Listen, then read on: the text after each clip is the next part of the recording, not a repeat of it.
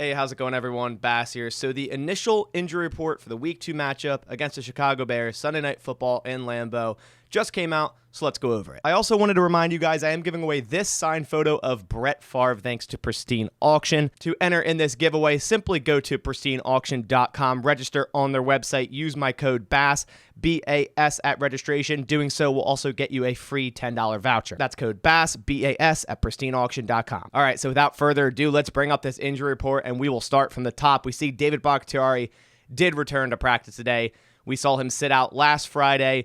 There was no real word why he didn't practice Friday. Of course, he wasn't ready to go in the game. Neither was Elton Jenkins. And there was a report saying he may not even be ready for this game. But it is good to see here him practicing again. Limited participation. That kind of tells you, hey, maybe, being out Friday was a planned rest day. It wasn't anything of a setback. Now, that doesn't mean he's going to play Sunday. At this point, I don't think anyone really knows when David Bakhtiari actually is going to return. I feel like it's always one step forward and two steps back with David Bakhtiari. I think getting him back within the first 4 weeks was the planned thing, or else they would have just put him on the PUP to begin with. So if we see him this week, we'll see, but I wouldn't bet money on it. And then next on that list, we have Jake Hansen with a shoulder injury. I didn't even know he hurt his shoulder, but he is a full participant, so I don't see this being an issue throughout the entirety of this week. Jake Hansen was, of course, the starting right guard for the Week 1 Packers game, and a lot of people did not like that. I thought he did okay in the run game, but I will agree his pass game was absolutely horrid in terms of pass blocking.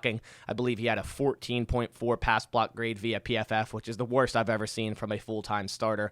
There probably has been worse, but it's the worst I've seen in the recent past. And I've said this time and time again, I think they need to switch up something with this offensive line, whether that be Zach Tom at right guard or Zach Tom at right tackle and Royce Newman back to right guard. I think Royce Newman's a better right guard than he is a right tackle. Between Jake Hansen and Royce Newman, they let up 7 total pressures and 2 sacks in that Week 1 game, which is just not ideal. And then on this list, we see Elton Jenkins with his knee injury was also limited. I have high hopes of Elton Jenkins coming back. I'm hoping it would be this week. That could solve a lot of problems. I liked what I saw with Yosh Nijman at left tackle, so I think Elton Jenkins coming back would be a bigger boost than David Bakhtiari coming back, because Elton Jenkins could play left guard, right tackle. My guess is they would throw him in at right tackle, and like I said, the right side has been the problem. It's been an issue on the right side of that offensive line all of preseason, all of training camp. I mean, we saw this coming with Royce Newman and Jake Hansen lining up on that right side, and then we see that's the lineup going into Week 1, and, nothing was a surprise. The right side of the line struggled. The Vikings got pressure.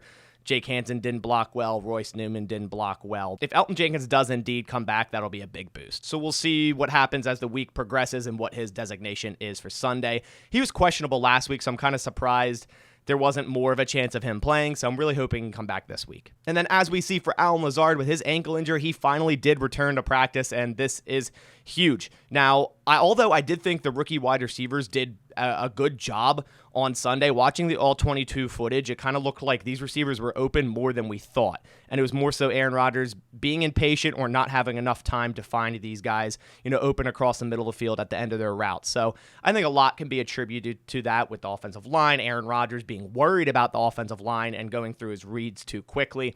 But overall, I liked what I saw from the rookie wide receivers. Of course, the Christian Watson drop, we don't want that. But the fact that he got that wide open on Patrick Peterson, and he had like about 5 yards of separation, that will happen again, and he will catch that ball. So really excited for these rookie wide receivers, but getting Lazard back is huge.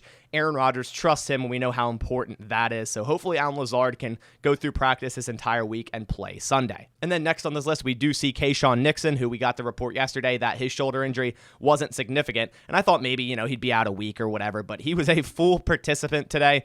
So very good there. He was their dime cornerback over Shamar Jean-Charles, and of course he has a lot of special teams value. So really good to see him back in full participation today. John Runyan still in concussion protocol. He's did not participate, so going to be important to get him back as well, especially if Elton and Bach can't go. This line is going to be really, really beat up. So I'm hoping John Runyan can come back into that left guard spot, and then hopefully we get back someone like Elton Jenkins, and it would just be a big boost. And then last but certainly not least, we have Quay Walker on this injury report with a shoulder injury, and he is also a full participant.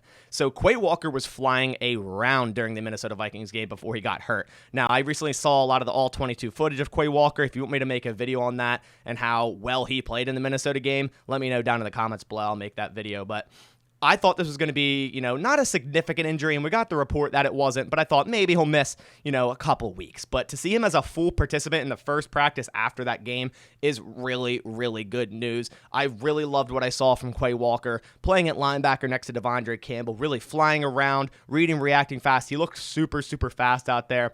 Now, he did allow 5 receptions on 5 targets, 3 of which were on wide receivers. That's more of a scheme thing. I don't think Joe Barry should be putting him on Justin Jefferson. That's just not something you should be doing. But overall, I liked what I saw from Quay Walker, so really good to see him here in full participation. But that about does it for the injury report for Wednesday's practice. Of course, tomorrow we'll have the same thing, and then Friday we will have the designations on whether they're out, doubtful, questionable, or removed off the injury report for a whole for that Sunday night matchup, week 2 against the Chicago Bears. Super excited for this game. But that about does it for this video. Hope you guys enjoyed this one. If you want more Packers news, analysis, and updates, and all injury reports throughout every single week of the season, please go down, click that subscribe button, as well as turn on post notifications to not miss any of these updates. But I'll catch you on the next one. Thanks for watching, and as always, go Pack Go.